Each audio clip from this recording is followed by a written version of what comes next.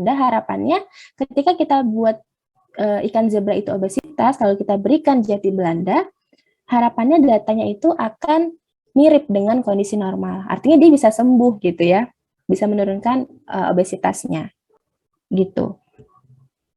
Nah, lalu ada pula yang disebut dengan kelompok uji. Nah, kelompok uji ya tergantung ujinya, bisa ujinya 2, 3, 5, tergantung bahan uji yang mau kita gunakan.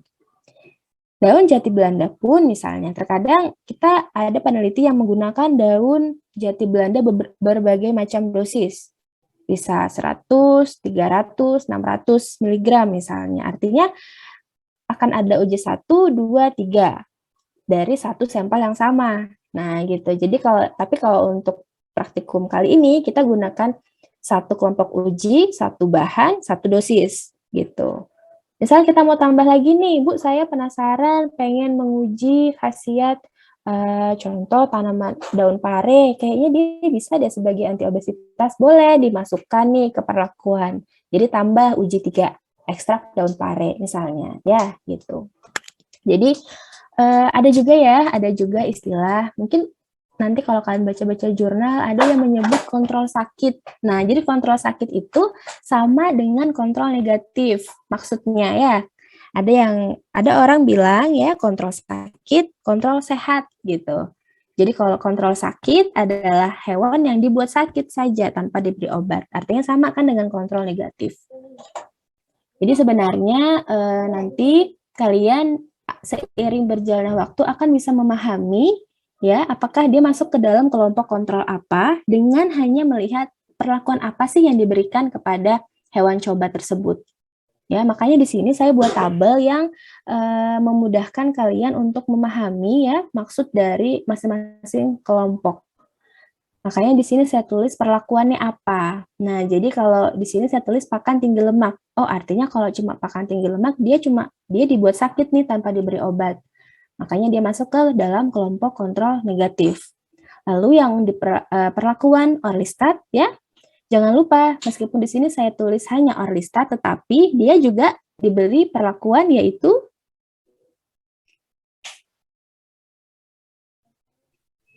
ya diinduksi apa? Pakan tinggi lemak. Ya, oke. Jadi sudah paham ya. Jadi di sini saya tulis perlakuannya yang memang spesifik. Ya, contoh di sini Orlistat, jati Belanda, dan pacar Cina. Namun perlu kalian ingat bahwa selain diberikan bahan uji ini, dia juga tentunya mendapat induksi. Dalam hal ini adalah pakan tinggi lemak. Ya, kecuali di sini yang perlakuan khusus pada pakan normal ya, karena dia adalah kelompok kontrol normal sehingga kita tidak memberikan apakah itu induksi ataukah bahan uji. Oke, sampai di sini mudah-mudahan bisa difahami. Ada yang ingin ditanyakan? Sudah cukup jelas?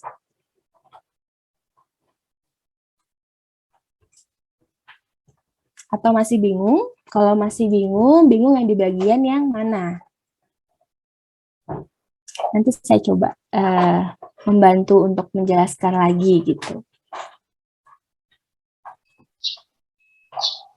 Jadi saya jelas Ya.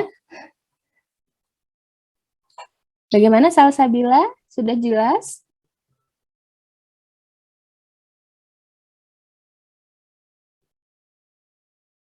Salsabila Putri, sudah jelas? Jelas, Bu. Sudah jelas. Oke. Nur Azizah, bagaimana Nur Azizah? Ya, Bu. Nur Azizah jelas? Bisa dipahami? Bisa dari saya, Bu, sedikit. Saya nggak ada yang beberapa kurang paham tadi hitungannya, Bu. Tapi kalau dari saya cukup sudah, Bu. Sedikit, nanti kalau misalkan saya kurang paham, saya bisa tanya teman, Bu.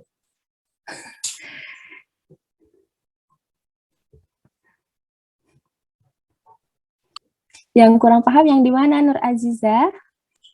Kalau dari saya ini, Bu, untuk bagi pembagian konsentrasi yang bagian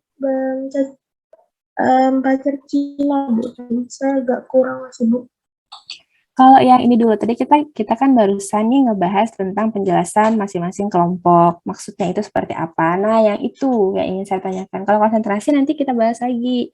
Belum gitu. Yang penjelasan terkait dengan kelompok, sudah paham atau belum? Kalau yang itu sudah Bu, sejauh yang tadi. Oke. Kalau untuk kelompok kontrol positif. Nah, apa maksud dari kelompok kontrol positif? Bisa dijelaskan? Iya Bu, tadi apa Bu? Nur Aziza bisa nggak menjelaskan apa maksud dari kontrol positif?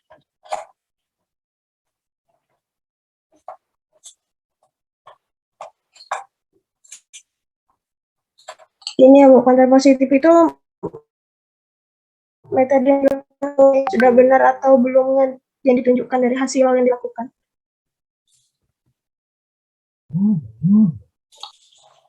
Oke, untuk perlakuan yang diberikan kepada kontrol positif itu seperti apa?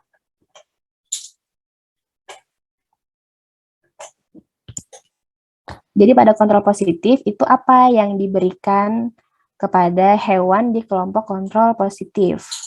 Yang diberikan itu hewannya diuji diberikan kepada diberikan keadaan sakit tanpa diberi obat atau terapi Bu. Itu kontrol? Maaf kebalik Bu. Untuk yang positif itu diberikan Ya. obat yang dilaporkan untuk mengobati penyakit tersebut.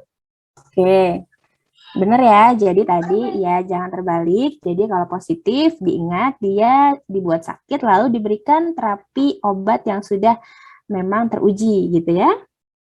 Oke.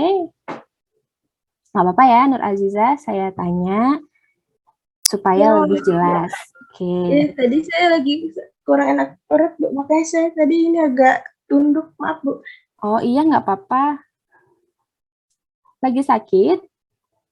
Iya Bu, agak kurang nyaman, kurang Oh ya, gitu. Ya mudah-mudahan cepat sehat. Baring aja nggak apa-apa sambil dengerin. nggak Mau di nyaman. off kan kamera juga nggak apa-apa ya.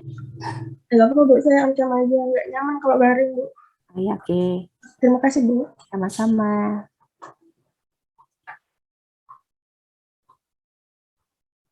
Oke, kita lanjut ya. Selanjutnya, kita masuk dalam konsentrasi pemberian. Tadi sudah oke untuk yang kontrol negatif, sudah oke, kontrol normal udah. Lalu kita masuk ke kontrol positif, Orlistat. Nah, jadi sudah ada yang dapat berapa kalau untuk tikus? Tadi kan saya bilang untuk Orlistat ya, kita hitungnya adalah kita konversikan dulu nih ke tikus dari dosis manusia. Jadi berapa dapatnya? Ada yang bisa bantu?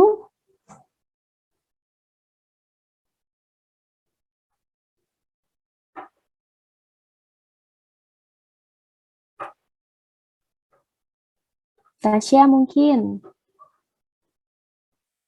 Tasya mungkin dari C1, silahkan. Tasya dapat nggak berapa? Berapa dosis dari tikus? Kalau yang saya dapat 2,16 Ibu. Ya oke, jadi kan 2,16 ya, 2,16. Satuannya miligram ya? Iya Ibu. Miligram per kilogram berat badan. Nah, ini untuk tikus ya. Nah, lalu setelah kita dapat nih dosis untuk tikus ya, konversinya, kita konversikan lagi untuk ke ikan zebra.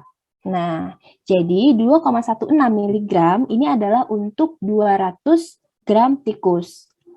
Lalu kita bisa nih dapatkan berapa dosis untuk ikan zebra dengan cara mengetahui berapa berat badan rata-rata dari ikan zebra. Ada yang bisa? Ada yang bisa? Kita kalikan silang aja. Jadi perbandingan gitu.